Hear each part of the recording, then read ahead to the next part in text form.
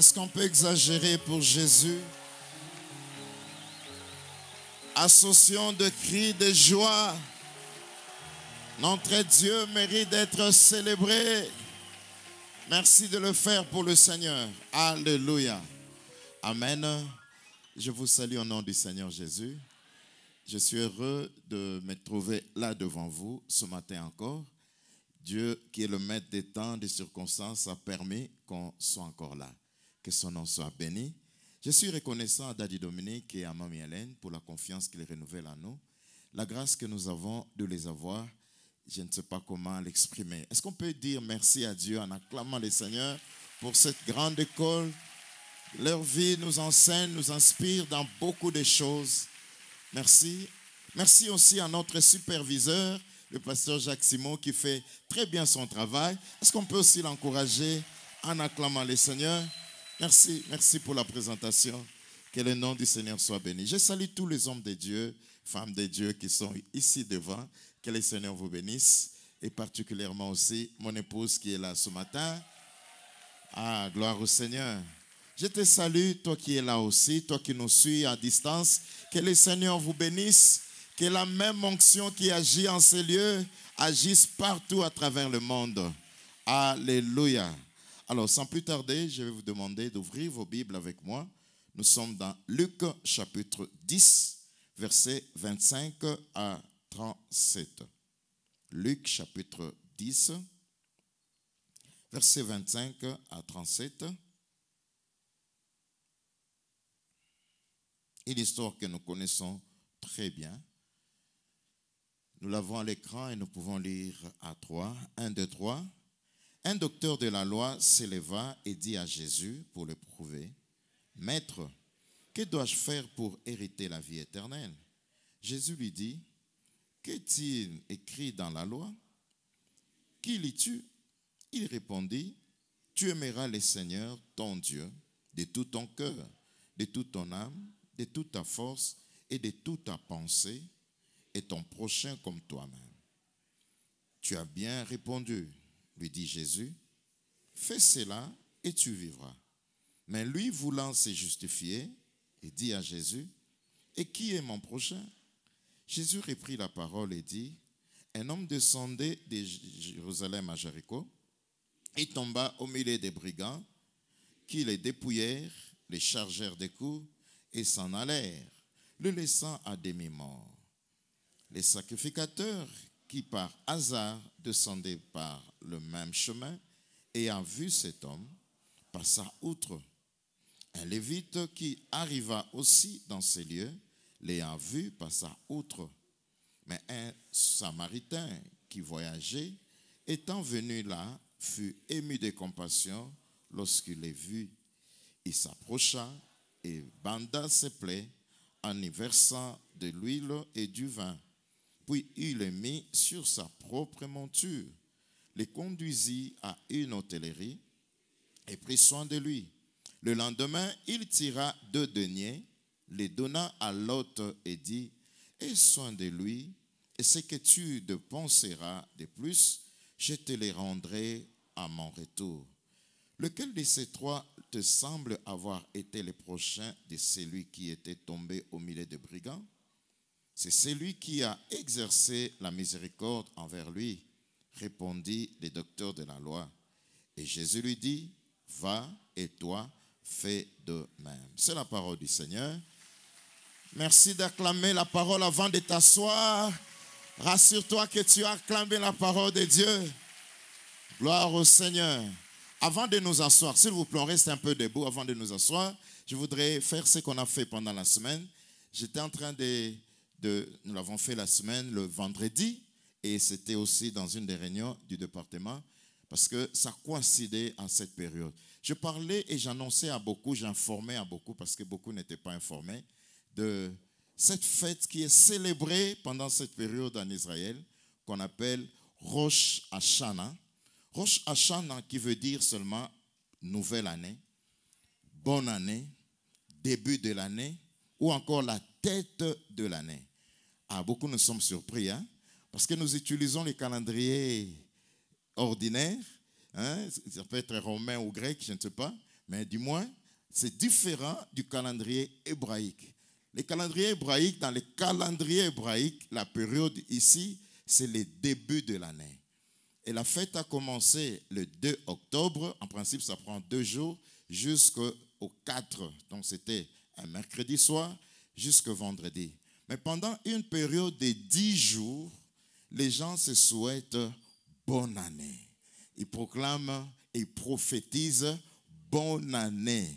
Et la particularité, c'est qu'ils le disent à un temps donné. Vous savez, notre Dieu ne fait pas les choses au hasard.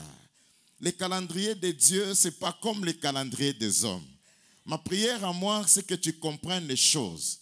Si les hommes, bien sûr, les calendriers de ce monde, nous sommes habitués à le faire à la fin du mois de décembre, imaginez que dans le plan de Dieu, le début de l'année, c'est maintenant. C'était maintenant où il fallait proclamer, annoncer une bonne année. J'aime ça. En hébreu, ça veut dire la tête de l'année. Qui dit la tête? Qui dit le début? Tout commence par le début. Quand le début est biaisé, les restes risquent de ne pas bien marcher. Et d'après les commentateurs, c'est la date qui correspond exactement ou approximativement à la date où Dieu a créé l'homme sur la terre. Donc, quand Dieu a créé Adam et Ève, c'était à cette période. Ce qui fait que les érudits juifs ont compris que c'est à cette période qu'il fallait célébrer les débuts de l'année. Laisse-moi déclarer aussi sur la vie d'une personne. Je lève ma main sur ta vie et je déclare une bonne année. Donc, que Dieu te donne une année bénie. Que ce mois qui est la tête de l'année soit béni pour toi. Laisse que ces jours que Dieu te donne en ces lieux, que tu reçoives tout le meilleur de Dieu. Tout le meilleur que Dieu a réservé pour cette année, je l'appelle sur toi dans le nom de Jésus. De la même manière que Dieu a créé Adam. Ça veut dire que cette période, cette année annonce la vie. Je lève ma main, je déclare. Toi, tu ne mourras pas en cette année. Non, tu ne mourras pas en cette période. Je déclare que tu vivras. Reçois la grâce de vivre au nom de Jésus. Alléluia. Et la particularité aussi en Israël pendant ce temps, c'est quoi? C'est qu'ils mangent un repas symbolique. Dans ce repas-là, il y a la pomme. La pomme ne doit pas manquer. On le coupe en tranchées et on y met du miel en mangeant. C'est un acte prophétique. C'est qu'en mangeant ce pomme et en prenant ce miel, tu es en train de déclarer. De la même manière que la pomme est sucrée, de la même manière que la pomme est succulente, nous sommes en train de déclarer que l'année qui a commencé sera une année succulente. Que cela soit ta part au nom de Jésus. Non, reçois la douceur du miel en cette année.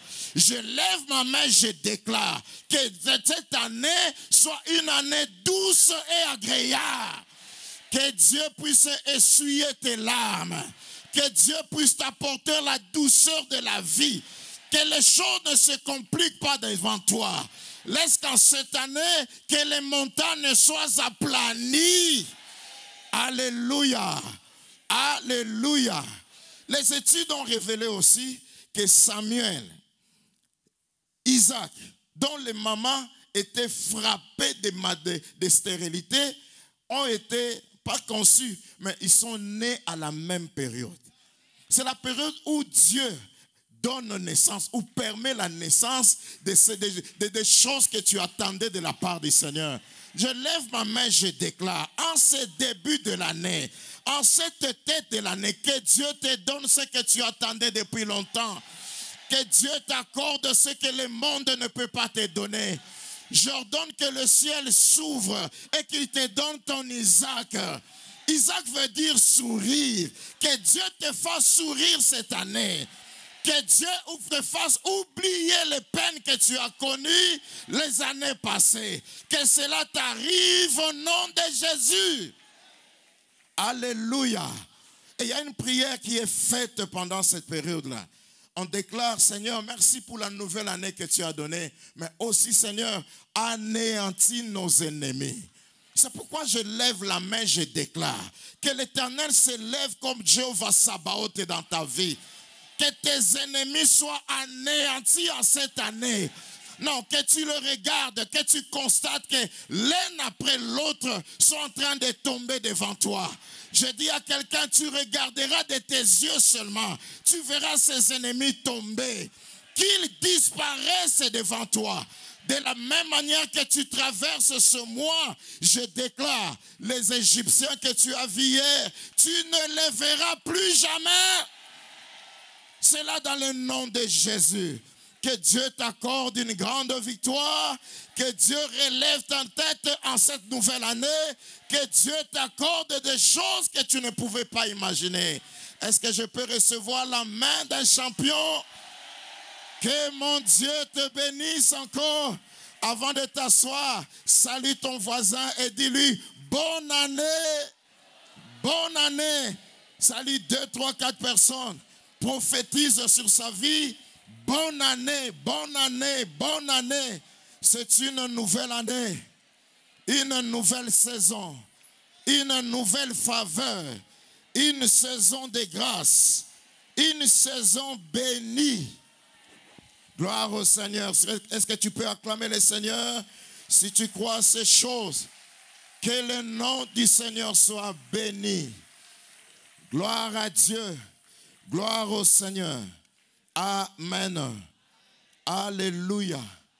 C'est la 5785e année dans le calendrier juif. C'est que pour eux, depuis que le monde a été créé, et c'est comme ça que les années sont comptées. Et chez nous, malheureusement, nous sommes en 2024. Donc, contrairement au calendrier juif. Écoutez, nous sommes l'Église. Les racines juives, c'est celles qui nous portent. Alléluia. Alors, nous ne pouvons pas voir tout ce qu'il y a en Israël comme si c'était de l'occultisme et la magie. Non, non, je ne sais pas pourquoi cette conception est en train de hanter la plupart des personnes. Amen. Hein? Il est vrai que nous ne pouvons pas tout prendre des pratiques hébraïques. C'est comme je dis, après 10 jours, ou le 10e jour, ça sera la grande fête chez eux qu'on appelle Yom Kippour, qui est le jour d'expiation. Mais cela ne nous concerne pas en tant que chrétiens. Parce que nous, pour nous, l'expiation a été faite une seule fois à la croix. Alléluia. Donc nous ne reviendrons pas ici pour proclamer ou fêter cette fête-là. Non, non. Nous croyons que Jésus a ôté une seule fois l'iniquité de nous tous. Et si nous proclamons le début de l'année, nous sommes en train de bénir l'année et proclamer la faveur, la bénédiction de Dieu. Amen. Alléluia. Alors nous revenons sur notre texte, notre message. Je suis dans Luc chapitre 10, comme nous l'avons lu, une histoire que nous connaissons très bien. Le message que je veux apporter ce matin, c'est l'impact de l'évangile sur le plan environnemental. L'impact de l'évangile sur le plan environnemental.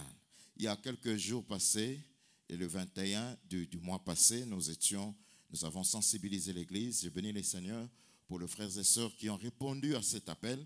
Nous étions là devant l'Église et sur l'avenue, échangèrent pour faire l'assainissement. On a fait le curage des caniveaux, on a enlevé les ordures qui étaient et les imams sont passés. On bénit les Seigneurs pour cela et nous comptons revenir encore. Mais nous avons pensé ce matin apporter un fondement biblique par rapport à ce que nous avons fait et que nous comptons faire encore. Amen. Le texte que nous avons lu, c'est Jésus. La Bible dit qu'un docteur de la loi, voulant l'éprouver, s'est approché de lui et a posé la question: bon maître, que faire pour hériter la vie éternelle? Que faire pour hériter la vie éternelle? Alors Jésus s'est mis à répondre à la personne et il a posé la question s'il observait la loi. Et cet homme a dit: oui, j'observe la loi, je fais tout ça.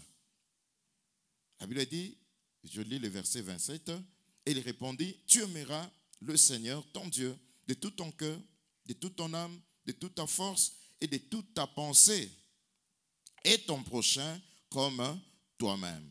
Tu as bien répondu, lui dit Jésus, fais cela et tu vivras. Mais lui voulant se justifier et dit à Jésus, et qui est mon prochain? Alors Jésus reprit la parole, s'est mis à parler sous forme de parabole. Il donne cette parabole de cet homme qui, venant de Jérusalem, passait par Jéricho. Et voilà, cet homme a rencontré des bandits sur son chemin. Une parenthèse, on ne sait pas ce qui se passe dans la ville de Jéricho, mais Jéricho, on a l'impression que c'est vraiment une ville de malédiction jusqu'à aujourd'hui. Quoiqu'en Israël, mais c'est une ville qui connaît toujours des troubles. Vous avez suivi, pour ceux qui ont suivi les informations, l'Iran qui a bombardé, qui a pilonné près de 200 missiles en Israël, et beaucoup de missiles ont été interceptés, sauf quelques missiles qui sont tombés à Jéricho. Waouh! Amen, hein? Ah. Donc, Jéricho, c'est une ville compliquée où beaucoup de choses se font. Et ce monsieur qui passait par Jéricho a rencontré des bandits qui l'ont frappé et qui l'ont laissé à demi-mort. La Bible dit qu'il était là, gissant sur le sol, et quelque temps après, un sacrificateur passait par là, il a vu, il a juste hoché la tête et il est passé, il a laissé là. Et après lui, c'était un lévite. Le lévite qui est passé par là aussi a regardé, mais il ne pouvait rien faire, il est passé. Et plus loin, c'est un samaritain. Un samaritain, c'est ce qu'on considère comme le non-juif ou le faux juif. Et c'est ce samaritain qui s'est arrêté et c'est lui qui s'est occupé de ces messieurs-là. Il a regardé comme un homme comme lui, comme son vis-à-vis. Il s'est penché sur ses plaies, il a soigné ses plaies, il a pris sur sa monture, il a amené à l'auberge où il a confié aux soins de ceux qui étaient là et donnant même des instructions et de laissant même de l'argent pour qu'on continue à les soigner. Alléluia. Et ce qui m'intéresse, c'est ce que le Seigneur dit à la fin. Il dit à ces messieurs, va et toi, fais de même. Alléluia. Va et toi, fais de même. Bien-aimés, nous voulons parler de la mission. De notre mission en tant que chrétiens. De notre mission sur cette terre. Et c'est cette dimension d'amour que le Seigneur voulait aussi que nous puissions manifester et témoigner. J'avoue que parler de l'environnement, beaucoup trouvent que c'est un sujet qui ne cadre pas avec l'évangile. Ça n'a rien à voir avec la Bible. On est venu ce matin, on aimerait écouter les ainsi dit l'Éternel. Mais pourquoi parler de l'environnement? Pourquoi toucher ces choses? Alléluia. Je suis en train de voir ici l'expression d'un grand amour. L'amour qu'on peut manifester vis-à-vis de son prochain. L'amour qu'on peut manifester vis-à-vis de son frère, de sa sœur. L'amour qu'on va manifester vis-à-vis de nos enfants, de ceux qui viendront après nous. Alléluia. Il y a des choses que nous négligeons, mais malheureusement, ce sont des dangers en gestation. Ce sont des bombes qu'on est en train de placer qui vont exploser tôt ou tard si nous continuons à regarder les choses de la même manière. Alléluia.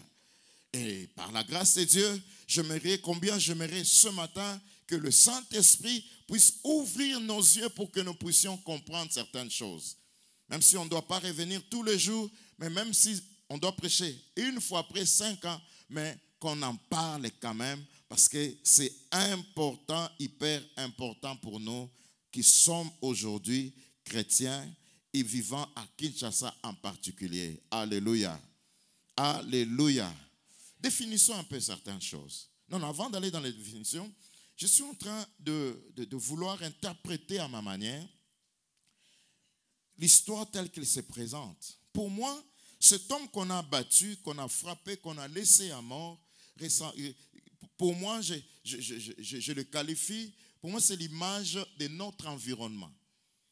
L'environnement dans lequel nous vivons.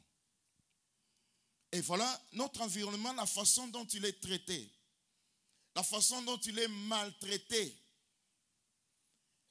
Les gens voient, mais ils ne disent rien. Alléluia. Nous ressemblons, notre attitude ressemble pour la plupart des cas à ces sacrificateurs, ces hommes religieux, pieux.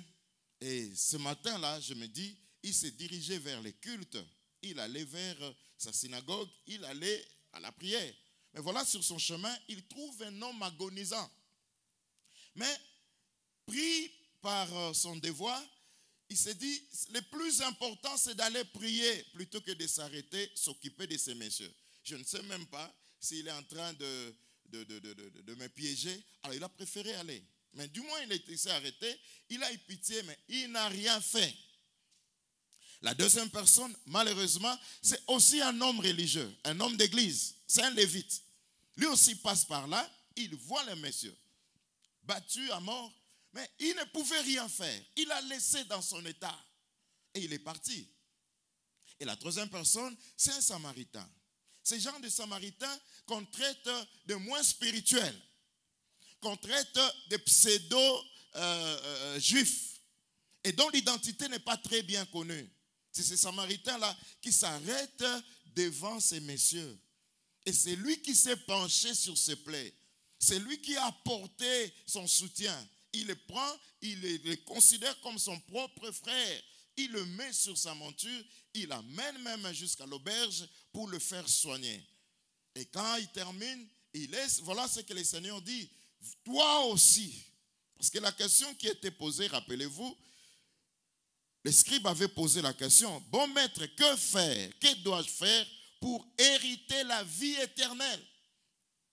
Que faire pour hériter la vie éternelle? C'est pourquoi la question que les théologiens se posent aussi ici, est-ce qu'en posant de bonnes œuvres, en pratiquant de bonnes œuvres, nous pouvons aussi hériter la vie éternelle? Selon l'histoire ou la parabole du bon samaritain, ça sont des questions qu'on se pose. C'est tout simplement parce que des fois, on ne sait pas trop bien définir c'est quoi la vie éternelle. Amen. La vie éternelle, c'est la bonne vie que Dieu réserve pour l'humanité. C'est la vie en abondance. C'est la meilleure vie que Dieu a pensé, a prévue pour l'homme sur la terre. Vous devez savoir que Dieu, en créant l'homme sur la terre, il n'était pas pressé de l'enlever de la même terre pour l'amener au ciel. Dieu voulait et Dieu veut que l'homme soit encore sur la terre, qu'il vive le plus longtemps possible et qu'il mène une bonne vie. Alléluia. Ça, c'est la pensée de Dieu. Ça, c'est le désir de Dieu. Et alors, comprenons d'abord quelques définitions, ça va nous aider. Qu'est-ce que j'appelle un impact? Parce que nous parlons de l'impact de l'évangile sur le plan environnemental. L'impact, c'est une collision, c'est une heurte, un choc. Hein? Donc, c'est comme si deux objets se sont confrontés et les chocs qui produisent là, les conséquences qui se dégagent de ça, c'est ce qu'on appelle l'impact. Ou encore l'effet qui est produit par quelque chose. C'est ça ce qu'on appelle l'impact. Ici, nous parlons de l'impact de l'évangile. Amen. Vous savez, nous sommes au Congo, nous sommes chrétiens. Il y a beaucoup de chrétiens au Congo. On parle même de 80% des chrétiens au Congo par rapport aux musulmans et à d'autres personnes. Mais seulement, posons-nous la question sur l'impact de la chrétienté sur le plan environnemental. Amen. Hein? Je ne suis pas pessimiste parce que déjà on voit quelques effets à gauche, à droite, ce qui est une bonne chose. Alors que je méditais ce message, je méditais sur ça, j'ai pensé à un phénomène que nous connaissons et que l'évangile a transformé dans notre société. Autrefois, lorsqu'on avait des deuils, on allait au cimetière. Après les cimetières, on retournait au lieu du deuil. On trouvait un seau d'eau que tout le monde devait passer par là pour se laver les mains. Peut-être qu'il y en a des jeunes qui n'ont pas connu ça, mais sinon nous, on a connu ça. Tout le monde devait passer par là. Sous prétexte que si tu ne te laves pas les mains, c'est que tu connais un problème. C'est que tu as un problème avec les dauphins. Alors, sous peine d'être mal jugé, on passait tous par le même seau. On se lavait les mains là-bas sans que cela ne soit changé. Mais Dieu merci, Maman Chabani a chanté, sûrement inspirée par les prédications de son pasteur. Et voilà, du coup, on passe partout dans les deuils, on ne retrouve plus ces sceaux-là. Et on se pose des questions. Et ces intellectuels, ces professeurs d'université, qui eux aussi passaient par là, ne pouvaient pas nous renseigner que là, on rencontrait des bactéries, des virus, des microbes. Alléluia. Ça, c'est l'impact de l'évangile. Ça, c'est quelque chose de très positif. Ma prière, bien aimé, que l'évangile puisse transformer nos mentalités. Que l'évangile puisse impacter notre société. Qu'on n'ait pas seulement une société de gens qui parlent en langue. C'est bien de parler en langue. C'est bien de chasser les démons. Mais il y a certains démons, pour les chasser, c'est par le changement de mentalité. C'est par la transformation d'intelligence. Alléluia. Et des fois, vous savez, on a envie d'aller vivre ailleurs. Vous voyagez à l'étranger, vous êtes vite tenté de rester. Pourquoi? Ils ne sont pas différents de nous. Alléluia. Ils ne sont pas différents de nous. Nous pouvons reproduire ce qui se fait de l'autre côté. Seulement parce qu'on n'a pas le courage de commencer quelque part. Bien aimé, si le gouvernement congolais ne peut pas le faire, au moins par l'Église, que les changements commencent. Alléluia. Alléluia. C'est quoi l'évangile? L'évangile, c'est la bonne nouvelle. Nous annonçons la bonne nouvelle du royaume. Nous traduisons la volonté de Dieu. Quand l'évangile est prêché, il faut qu'après cela, que les gens acclament le Seigneur et disent, le Seigneur a ramené la joie. Alléluia. Et l'environnement, c'est quoi? L'environnement n'est rien d'autre que notre entourage. Les milieux dans lesquels nous vivons, notre milieu habituel, l'ensemble des conditions naturelles et culturelles qui peuvent agir sur notre organisme vivant et les activités humaines. C'est ça ce qu'on appelle l'environnement. Donc nous vivons dans un environnement donné. Écoutez, c'est ce que je disais tout à l'heure. Vous êtes dans notre environnement congolais, vous voyez les choses d'une certaine manière. Allez aux États-Unis, vous voyez les choses autrement. Allez c'est pas en Asie, allez en Europe, on voit aussi un autre environnement. C'est que l'environnement, c'est quelque chose qu'on peut voir, qui est autour de toi. C'est ton entourage, c'est ta vie de tous les jours. Alléluia. Et si nous ne travaillons pas, si nous ne nous y mettons pas, nous serons là toujours à critiquer. Il faut voir comment les Congolais maudissent leur pays. Alléluia. Parce que nous n'avons pas reçu cet amour-là, l'amour du pays, de la patrie, l'amour de chez nous. Et voilà, c'est tous les jours que nous nous mettons à les maudire. Mais je prie le Seigneur que les choses changent à partir de ce matin. Alléluia. C'est pourquoi je te dis, il y a lieu de prêcher ces choses à l'église. Il y a lieu d'enseigner ces choses à l'église. L'évangile ne touche pas seulement l'esprit. L'évangile ne touche pas seulement l'âme. Mais l'évangile doit toucher aussi le corps. Un corps malade est affecté. Alléluia. Oui, nous allons chasser les démons. Les mêmes démons vont revenir d'une autre manière. Tout simplement parce que nous n'avons pas fermé certaines portes.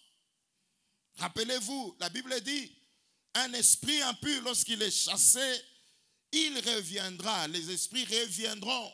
Et s'ils trouvent que l'endroit est toujours le même, vide, ils entreront. Ils vont posséder cet endroit-là. Alléluia. Nous parlons d'un Dieu saint. Mais le Dieu saint, dans la sainteté, il y a aussi la propreté. Alléluia. Il y a aussi la propreté. J'ai suivi ici un message qui a été donné.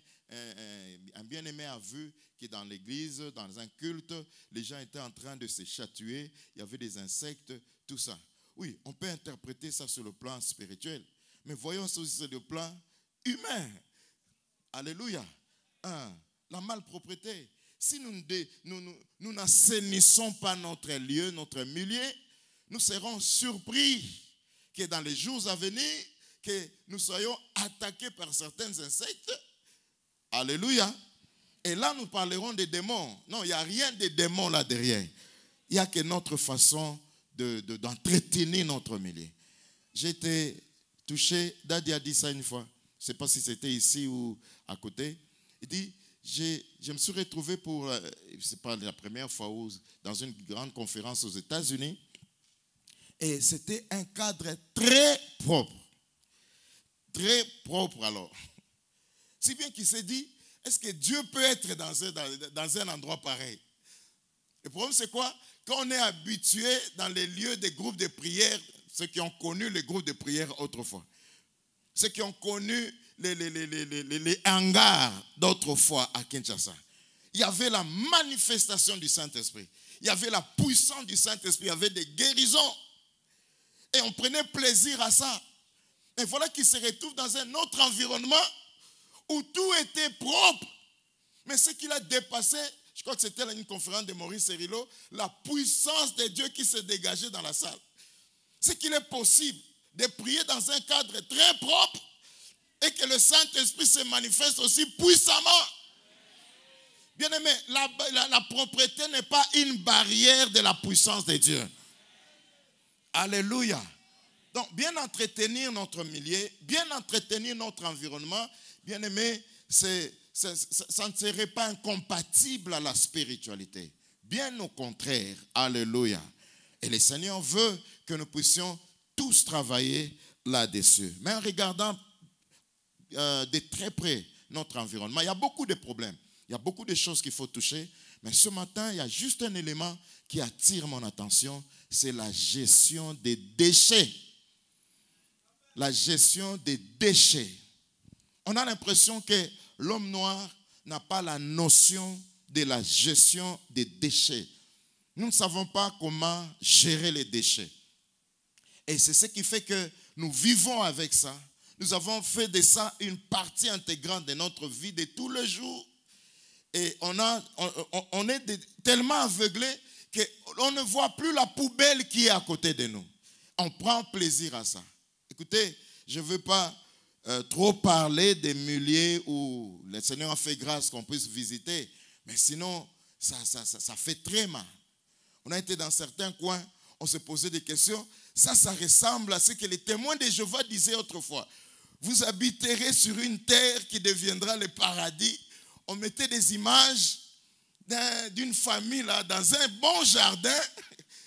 Hein? Et vous êtes avec des animaux à côté là. Et c'est ce qu'on a vu. Tu vois des écureuils, personne ne se précipite pour aller les tuer. Tu vois des pigeons, personne ne va pour les tuer. Si tu oses attraper ces lapins-là, c'est toi qu'on arrête. J'ai dit, waouh. Donc vous vivez avec tous ces animaux-là dans la même nature. Quelle propriété. Personne ne construit comme il veut. Et même les arbres ne sont pas plantés de n'importe quelle manière. On vous donne les modèles, les styles, comment faire les choses. Alléluia. Non, n'allons même pas à ce niveau-là, ça va venir. Mais commençons par les débuts. La gestion des déchets. Vous êtes étonné de ce qu'il est dans une ville, vous ne voyez pas des déchets. Vous ne voyez pas des histoires qui traînent par terre. Et vous vous posez des questions, comment les gens sont organisés à ce point-là? Alléluia. D'abord, c'est quoi les déchets? Qu'est-ce que j'appelle déchets? Ou qu'est-ce que l'on définit comme déchet? C'est quelque chose qui, son propriétaire, ne veut plus. Et pendant un certain temps, donc, il n'en a plus besoin. Il avait utilisé, mais maintenant, là, il n'en a plus besoin. Et comme ça n'a plus de valeur, je peux avoir mon déchet là. Et comme il n'en a plus besoin, c'est comme cette bouteille-là. C'est un récipient, c'est une bouteille d'eau, et elle est vide. Mais avant qu'elle ne soit vide, il y avait de l'eau. Et moi, j'avais besoin, j'avais soif, je devais boire. Et voilà, je prends, j'ai bu, et ce qui reste entre mes mains, malheureusement, ça devient un déchet. Ça devient un déchet parce que je dois me débarrasser, je dois évacuer ça.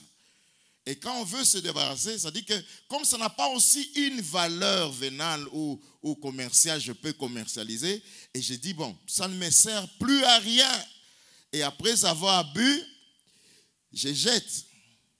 C'est comme ça que nous traitons notre environnement. Alléluia. Nous jetons des histoires partout et de n'importe quelle manière? Et celui qui reçoit ces déchets, c'est l'environnement, c'est les sols. Et tu ne sais pas qu'en faisant ça, tu es en train de maltraiter ton sol, de maltraiter ton environnement. Est-ce que je peux recevoir ton amen? Alléluia. Donc les déchets, nous l'avons avec nous. Ce n'est pas seulement la bouteille. Les déchets, nous l'avons. Il y a plusieurs types de déchets. Il y a ce qu'on appelle des déchets domestiques, des déchets ménagers ou encore des ordures. Hein? Ce sont des déchets ordinaires provenant de ménages, de cuisine, des habitations, de bureaux, de marchés et de beaucoup de choses. Donc dans nos maisons de tous les jours, si je suis seul, je consomme des choses tous les jours. Si nous sommes à 2, nous sommes à 3, nous sommes à 5, imaginez le nombre de personnes que vous avez. Chacun a ses déchets. Et ça provient, les tableaux là, vous allez me donner après. Ça provient de plusieurs sources. Donc, comme je disais, de la cuisine, de la maison. Hein? Donc, le reste de la cuisine, après avoir cuisiné, la maman a épulché ses oignons, l'ail et tout ça. Imaginez, comme autrefois, Papa Safari m'a donné une gerbe de pondou là. Alors, imaginez, sur la gerbe, on a juste besoin de feuilles. Et après avoir enlevé les feuilles, toutes ces sticks-là, ces tiges, on les jette. Ça devient des déchets. Ce qui t'a intéressé, c'est ce qui va entrer dans ta bouche. Mais les restes là, ce sont des déchets que tu vas jeter. Imaginez tous les jours la quantité de déchets que nous produisons, alléluia, dans nos ménages, dans nos maisons. Et ces déchets-là, nous les jetons où? Nous les évacuons où? Alléluia. Et dans nos habitations, dans nos bureaux, les papiers et les marchés, n'en parlons même pas. Et tout ça, bien aimé, comme je dis, ce sont des déchets qui se constituent. Donc, on appelle ça le déchet ménager, les déchets domestiques ou même des ordures, des choses dont on se débarrasse parce qu'on n'en a plus besoin. C'est restes alimentaires et c'est tous les jours. Deuxièmement, il y a aussi ce qu'on appelle, dans ces déchets-là, il y a des déchets organiques.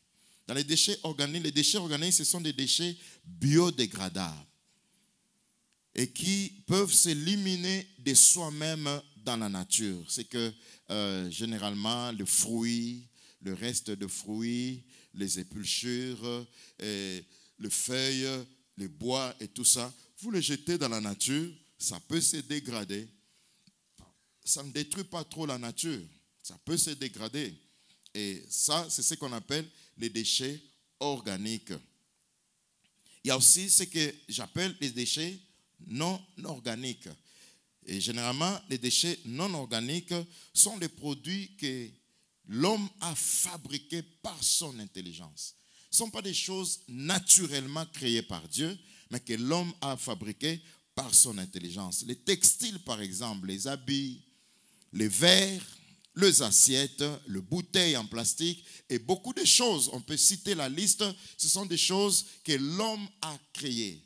Et généralement, ce sont des déchets qui ne sont pas biodégradables. Ça ne peut pas s'éliminer de soi-même dans la nature. Ça reste le plus longtemps possible. Le temps viendra, on va nous donner ce tableau-là pour que nous puissions comprendre le danger que nous courons si rien n'est fait aujourd'hui, si nous ne changeons pas notre façon de traiter l'environnement. Donc, toutes ces bouteilles-là en plastique, toutes ces bouteilles en verre, tous ces habits, tous ces déchets dont nous nous débarrassons. Malheureusement, dans ces lots-là, l'Afrique est considérée comme la poubelle des pays développés. Donc, tout ce que les Blancs veulent se débarrasser, ça atterrit en Afrique. Nous les accueillons comme des bénédictions. Hein? Tous ces biens-là, de seconde main, d'occasion, et tout ça, nous les accueillons. Posez la question à ceux qui voyagent. Vous voyez quand on appelle bilocost. Déjà par le nom bilocost, ça doit t'inspirer, ça doit te dire, ça t'inspire la vérité. Ils les ramassent, ils ne les achètent pas. vous circulez comme ça, vous posez des questions, mais pourquoi tous ces biens sont dehors? On vous dit non, les gens n'en ont plus besoin. Malheureusement, ce qui est jeté là-bas, c'est ce que nous récupérons, Africains, que nous ramenons en Afrique poubelle pour que ça vienne se mourir ici. J'ai constaté, malheureusement, vous allez acheter un Bilocost, les vendeurs mettent le prix très haut. Au Biloko Poto, Biloko Samakasi, c'est ça en Guanzoute. Oh! Remarquez, généralement, après 1 année, 2 ans, 3 ans d'utilisation, ça se gâte facilement. Contrairement à ce que tu as acheté tout neuf ici, tu le conserveras pendant longtemps. Alléluia. Donc, la plupart des choses que tu achètes là, Bilocost, ce ne sont que des ordures chez les uns, que chez nous ici, nous considérons comme bien à utiliser. Je ne te décourage pas. Si tu as la possibilité de l'avoir, tu peux l'avoir. Mais au moins, tu dois savoir que la plupart de ces choses sont des choses déclassées et qu'on a malheureusement amenées en Afrique. Et ça pose énormément de problèmes. Si rien n'est fait, bien aimé, nous agissons différemment de l'homme blanc. L'homme blanc fait des planifications d'ici 2030, d'ici 2050, d'ici 2060, chose que nous ne faisons pas. Alléluia. Nous n'envisageons pas l'avenir dans 5 ans, dans 10 ans, dans 20 ans. Je prie le Seigneur que Dieu nous réveille. Parce que si rien n'est fait, nous courons de très grands dangers. Alléluia. Juste une parenthèse. J'étais avec le président Olivier, avec qui on a échangé sur un phénomène qui s'est fait aussi aujourd'hui. Nous avons aujourd'hui des forages dans chaque maison. Comme la régie des eaux ne peut pas nous distribuer de l'eau régulièrement, et chaque famille, vous avez un peu de moyens, vous créez, vous allez en profondeur pour puiser, pour tirer de l'eau.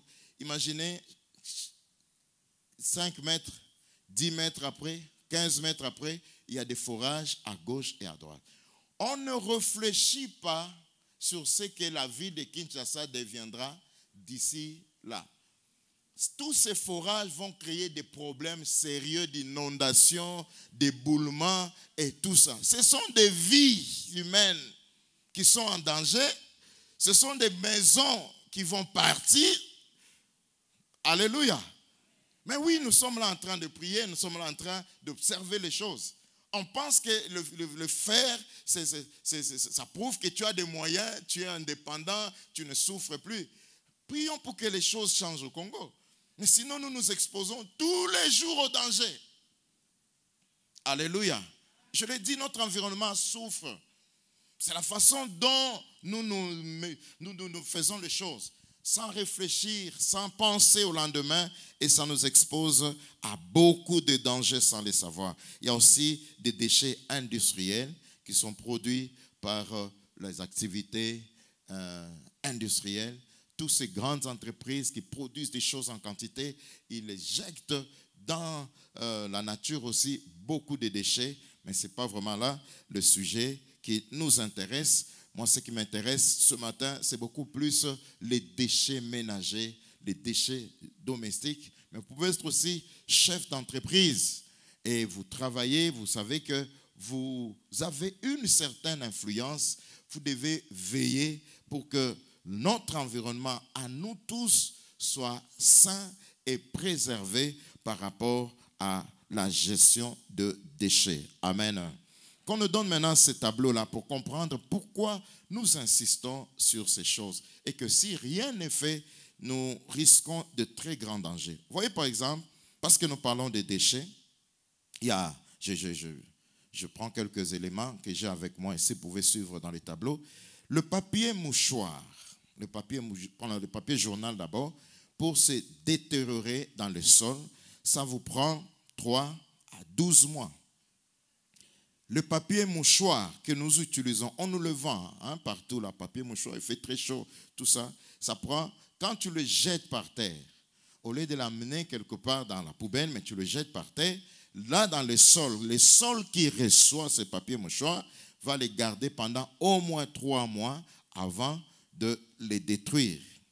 Les pelures de fruits, tu as mangé tes bananes, tu as pelé, tu as jeté, ça va de 3 à 6 mois.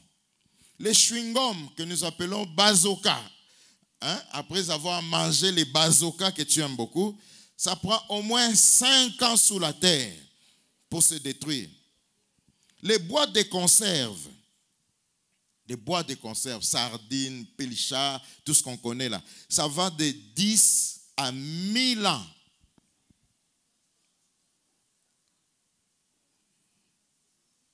À 100 ans, ok, à 100 ans. Et les bouteilles en plastique, ça va de 100 à combien? Les bouteilles de plastique. Est-ce que tu peux imaginer le nombre, la quantité de bouteilles de plastique qu'il y a dans cette ville? Alléluia. Et facilement, le matin ici, on venait au culte, et j'ai vu un monsieur, sûrement il a bu de l'eau, il avait sa bouteille à la main, dehors, dans son véhicule. Il cherchait un endroit où jeter. C'est comme si la nature est préparée pour recevoir ça. Et il va jeter, il partira. Mais il a pollué l'environnement. Alléluia. Et ça va rester comme ça pendant combien? 1000 ans. Alléluia. Et ça, c'est grave. Les canettes en aluminium, de 200 ans à 500 ans. Donc, si personne ne l'enlève, ça va rester là. Et ça ne va pas aller plus loin. Et ça reste quelque part là. Et ce qui fait que quand nous avons de pluie, l'eau de pluie ne sait pas pénétrer dans les sols parce qu'il y a trop de matière qui bloque l'infiltration de l'eau dans les sols. Mais aussi les sacs plastiques qui vont jusqu'à 400 ans, le verre qui vont jusqu'à 4000 ans. Ça, c'est trop fort. Alléluia. Rien qu'à voir, bien aimé, la connaissance de ces choses, nous comprenons combien notre nature, notre environnement est en train de souffrir. Contrairement à d'autres pays. J'ai eu la grâce d'aller en Corée. On m'a montré un grand fleuve là, propre et tout ça. Et le frère qui nous accompagnait nous a dit, si on t'arrête, tu as jeté une bouteille dans ce fleuve-là, dans le fleuve, je dis bien fleuve, on t'arrête et tu vas payer des amendes chères. Mais ce n'est pas le cas chez nous. Je dirige une activité juste à côté ici sur Rigole. Il y a un ruisseau qui passe par là. J'ai l'impression que la plupart des habitants qui habitent les environs là, c'est leur lieu de décharge des poubelles. Ils viennent de se décharger là.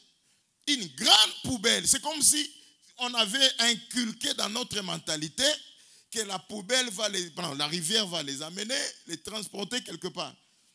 Non, ça crée des sérieux problèmes. Alléluia. Ça crée des sérieux problèmes si rien ne fait. Bien aimé, en connaissant ces choses, il m'est difficile de jeter une bouteille comme ça. Je peux l'avoir dans ma voiture, je le plie et je l'amène jusque chez moi à la maison parce qu'il y a une poubelle où je vais jeter. Je sais qu'il y a un cycle.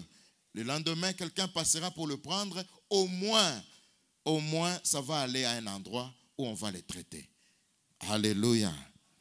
L'impact des déchets, si rien ne fait, parlons de l'impact des déchets. Premièrement, c'est la prolifération des gîtes de vecteurs. Ces vecteurs-là sont des rats, des mouches, des moustiques, des fourmis et tout ça. C'est que ces déchets que nous accumulons, ça attire tous ces bestioles-là, tous ces insectes-là, tous ces vecteurs. Nous les entretenons dans nos maisons. J'entends ces gars-là qui passent dans nos avenues pour nous vendre les produits contre les rats.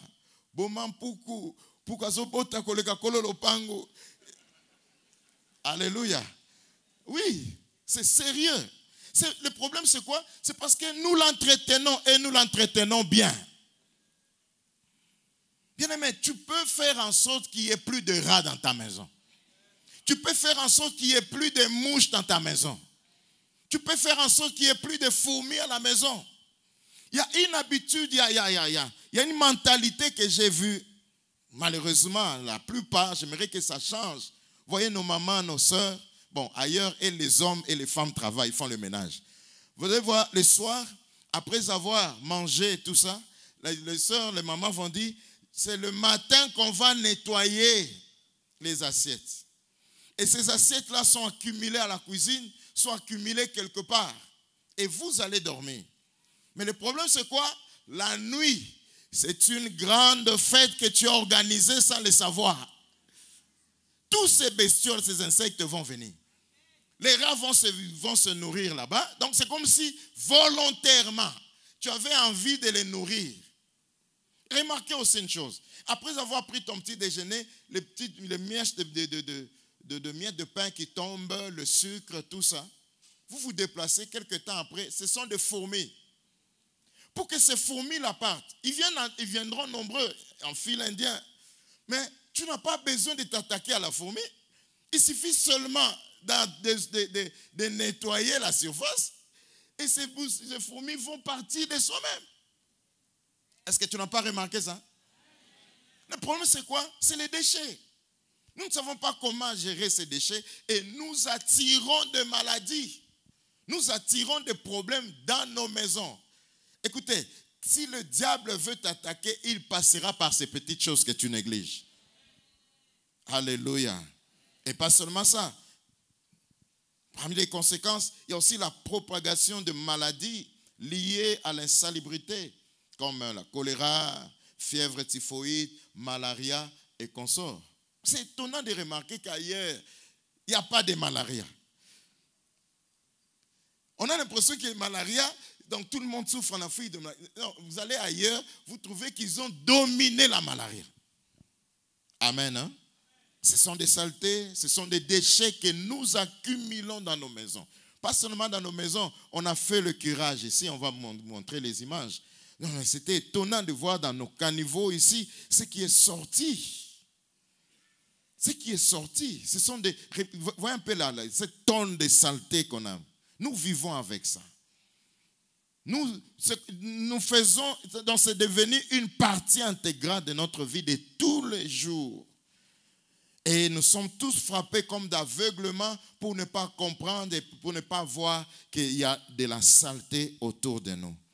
Nous bénissons le Seigneur pour l'initiative. En fait, c'est Daddy Dominique qui est à la base de cette initiative. Il a donné assez de moyens, en fait, le peu de moyens qui ont été mis à notre disposition. On a acheté des brouettes, de pelles que vous avez vues là. Il n'y en a pas assez. Si tu peux encore nous fournir ça, ça va nous aider. Parce que nous voulons lancer comme ça des campagnes, des salubrités, d'assainissement dans notre quartier, dans notre environnement. Nous voulons que l'Église serve de modèle. Nous voulons que l'Église serve d'exemple. Alléluia. Vous savez, la mission, quelqu'un a dit la mission n'est pas faite pour l'Africain. L'Africain aime ce qui le concerne lui, compris pour sa délivrance, compris pour sa bénédiction, qu'on le bénisse. Mais quand il doit travailler pour les autres, pour léguer quelque chose aux autres personnes, ça, ce n'est pas l'effort de l'Africain. Et l'Africain est très faible à ce point-là. C'est comme ça que pour moi, l'Africain, c'est un homme spirituel, trop spirituel comme les sacrificateurs et les lévites là.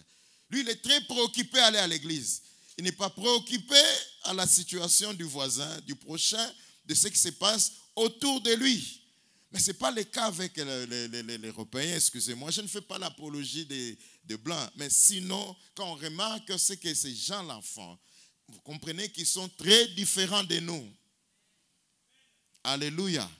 Lui, sa foi, lui, c'est dans les bonnes œuvres. C'est rendre la vie meilleure. Il ne travaille pas seulement pour lui-même. Il s'est dit, mais que deviendra le monde de 5 ans, 10 ans, 20 ans, 100 ans après? Ils font des prévisions en avance. Alléluia. Mais malheureusement, chez nous, nous ne prenons même pas le temps d'entretenir le peu que Dieu nous a donné. Et parmi l'impact des déchets, il y a aussi les odeurs désagréables. Les odeurs désagréables. Ces poubelles, ces ordures que vous laissez. Bien aimé, ça crée des odeurs. Quand on a travaillé, on a fait sortir toutes ces ordures-là, il fallait sentir les odeurs qui sortaient de là. Pas seulement ça, mais même dans nos maisons. La plupart de nos maisons puent mauvais. Le problème, c'est quoi? Vous voyez, quand nous accumulons tous ces déchets en disant, je vais nettoyer les assiettes le matin. Et ces assiettes qui restent toute la nuit, toute la journée, Les visiteurs qui viendront, surtout le matin, les visiteurs qui arrivent sont mal accueillis. Parce que les odeurs qui ressortent de nos maisons, tout simplement parce qu'on n'a pas encore nettoyé. C'est comme si on avait fixé un temps pour nettoyer. Non, le nettoyage, ça doit être notre style de vie de tous les jours. N'attendez pas après. Sinon, vous entretenez, comme je dis, tous ces vecteurs-là et qui vont vous apporter, si pas des maladies, des problèmes dont vous n'avez pas besoin. Il y a aussi la pollution des eaux et de l'environnement à cause de ces déchets-là que nous jetons. Nous sommes en train de polluer l'environnement, nous sommes en train de polluer les eaux et c'est nous qui vivons avec cela. Il y a des déchets dont je ne vais pas parler ici, des déchets dangereux aussi, des déchets qui sont produits par des hôpitaux, par des laboratoires, des déchets toxiques et même certains médicaments que nous n'avons plus besoin à la maison, la façon dont nous les gérons, et ça prouve que nous n'avons pas connaissance. Ce sont des poisons, ce sont des dangers que nous continuons à entretenir dans nos maisons et ça ne nous aide pas. Comment gérer ces déchets domestiques ou ménagers? Tout commence par les tri. Il faut savoir trier. Il faut d'abord séparer à la source. Donc il y a des déchets, comme on a dit, qui sont organiques. Généralement, on le met d'un côté et les déchets aussi non organiques, on les met aussi de l'autre côté. Mais malheureusement, nous sommes encore au Congo où les choses ne sont pas respectées. On met les tout ensemble et c'est là-bas, au lieu des traitements, que les gens vont s'en occuper. Et quand nos pousseurs passent à la maison, et ce qui les intéresse, c'est juste votre poubelle et ils amènent. Mais ailleurs, on respecte les choses. Donc, vous pouvez séparer aussi. L'essentiel, c'est savoir se débarrasser ou évacuer toutes ces ordures-là. Et deuxièmement, la bonne gestion de nos déchets domestiques, c'est aussi en s'appropriant ou en ayant des poubelles. Bien aimé, c'est un petit truc qu'on peut négliger, mais qui a une très, très, très grande valeur.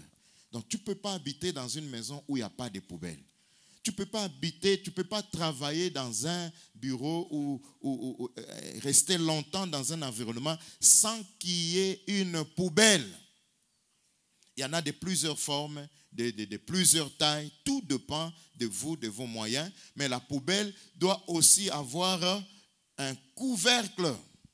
Ça doit se couvrir parce que c'est pour éviter beaucoup de choses. Si vous le laissez ouvert, ça va dégager des odeurs, mais aussi ça va attirer des rats, des mouches et tout ce qui va avec. C'est ce qui fait qu'on pense que l'Afrique est sale. Non, c'est plutôt notre mentalité à nous. Alléluia.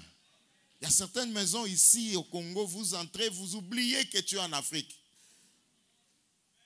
Tout simplement parce que tu as bien aménagé ton environnement. Donc tu n'as pas besoin d'entretenir la saleté. Je ne peux pas me vanter, mais on est arrivé aussi en Europe là, mais je dis, mais la vie chez moi à la maison n'est pas très différente de ce que je vois ici. Alléluia. Dans ma chambre à coucher, ce n'est pas très différent de ce que je vois ici. Donc, ce n'est pas les lieux, les milieux qui diffèrent. Non, c'est plutôt la mentalité, la façon de vivre.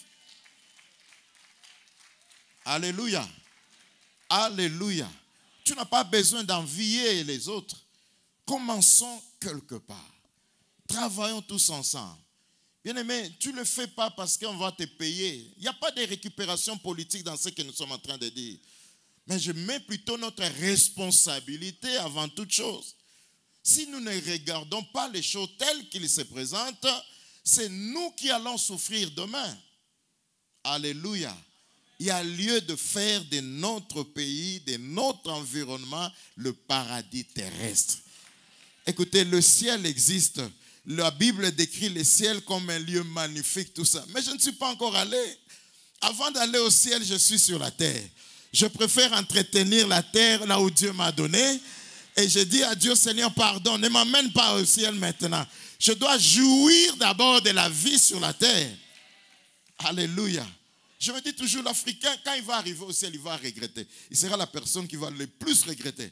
Pourquoi? Parce que tu es là avec l'Américain, le Canadien, les Chinois et tout ça. Mais eux ont vécu dans un environnement très propre. Et des chansons, Lola et Lola, Lola et Lola.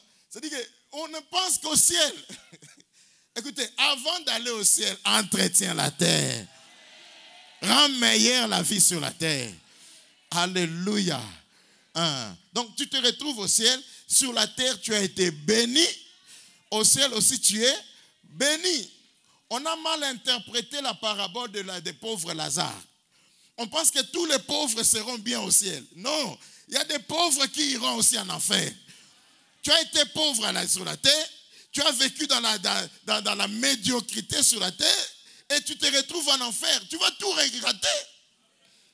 Alléluia. Au moins sur la terre, vis bien ta vie. Et quand tu arriveras au ciel, tu béniras aussi le Seigneur. Laisse que mon Dieu te bénisse. Que mon Dieu te fasse. Merci. J'étais en train de dire, il n'y a pas de prière ce matin. Je voudrais que tu partes avec cela dans ta tête, que tu partes réfléchir, que tu travailles sur ces choses. C'est pour ton bien, c'est pour ta bénédiction. Si tu le fais pas seulement pour toi, tu le fais aussi pour ton voisin. Nous sommes en train d'envisager un Congo meilleur. Nous n'attendons pas le gouvernement. Nous avons besoin que le gouvernement travaille avec nous, mais nous pensons que nous aussi, en tant qu'Église, en tant que chrétiens, connaissant la réalité de tout ce qui se passe autour de nous, nous pouvons rendre notre environnement meilleur. Que le Seigneur vous bénisse.